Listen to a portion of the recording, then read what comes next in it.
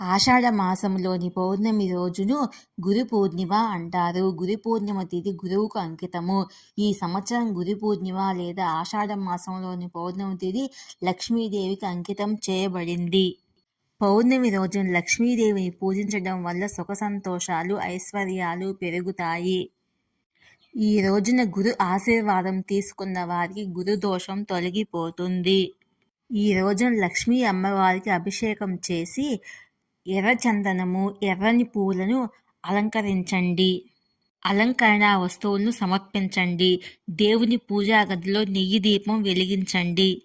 ఇంట్లో మొదట తల్లి, తర్వాత తండ్రి, తర్వాత గురువుకు నమస్కరించి ఆశీర్వాదం తీసుకోండి. ఈ రోజున వీలైతే గురువుకు భోజనం పెట్టండి. లక్ష్మీదేవిని ప్రసన్నం చేసుకోవడానికి గురు పూర్ణిమ నాడు శ్రీ లక్ష్మీ చాలీసా పఠించండి. శ్రీ సూక్తం పఠించండి.